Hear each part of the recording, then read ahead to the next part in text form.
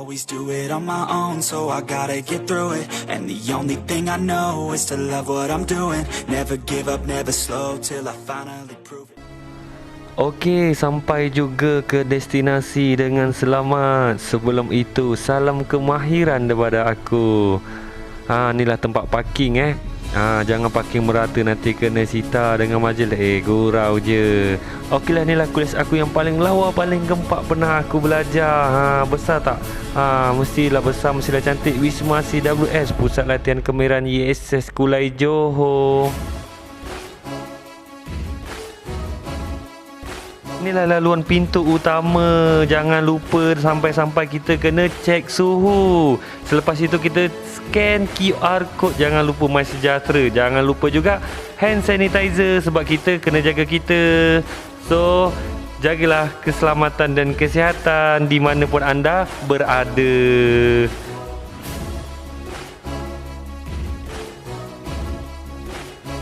Kita akan masuk ke dalam bengkel kimpalan. Apa yang penting, utamakan keselamatan anda di dalam bengkel. Dan kita akan nampak projek-projek amali pelajar kimpalan tahap 3. Seterusnya kita menuju ke tempat pemotongan aksi Sterling cutting plate. Dah sampai dah.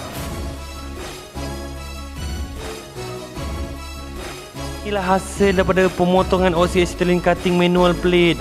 Nampak tak bevel yang kita dah siap potong? Inilah bengkel kimpalan, dan ni adalah rak peralatan untuk pelajar-pelajar kimpalan. Tengok banyak bay kat sini. So kita pilih bay nombor 2. Tapi sebelum tu, jangan lupa buat pemilihan elektrod dengan tepat, iaitu 7016 untuk saiz 2.6 buat penetration. Dan kita ada elektrod yang kedua, iaitu elektrod apa? Mari kita tengok. Elektrod 7018 untuk saiz 3.2 untuk buat hot pass, fill pass dan capping. So dah siap, kita tutup. Okey, sampai ke bay juga akhirnya. So jangan lupa untuk setup peralatan mesin kimpalan, setup mesin grinder. Kita buka wire tu gulung dan kita sambung ke plug switch utama.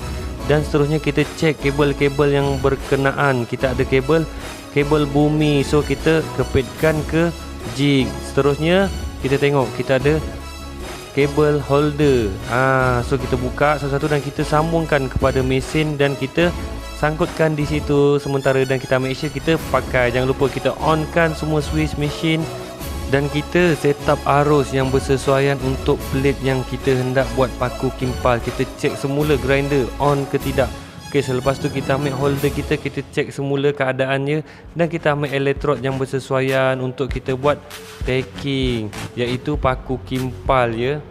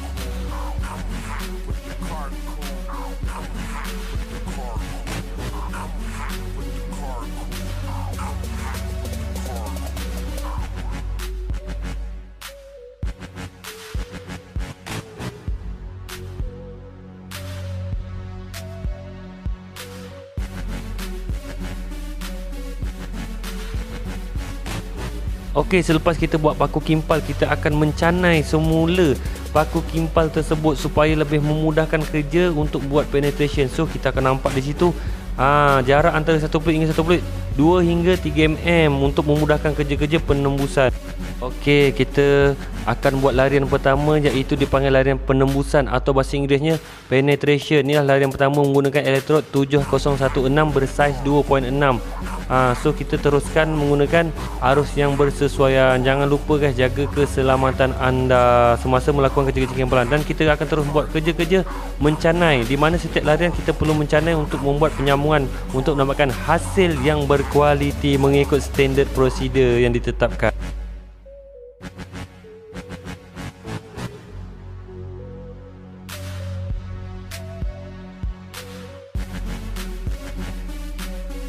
Okey, inilah larian yang terakhir yang dinamakan larian penukupan ataupun capping. So, sudah siap akhirnya kita menggunakan elektrod 7018 bersaiz 3.2.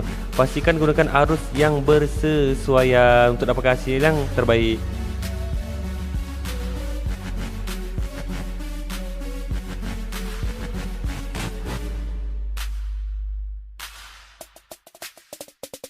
Okey, akhirnya proses yang terakhir.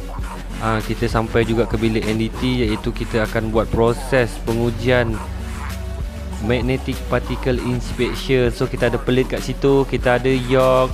So kita akan mulakanlah proses kita yang seterusnya. Pengujian yang terakhir adalah pengujian tanpa musnah dengan menggunakan spray putih. Kita akan sembuhkan 2 kali di atas permukaan dan tinggalkan dalam 5 minit.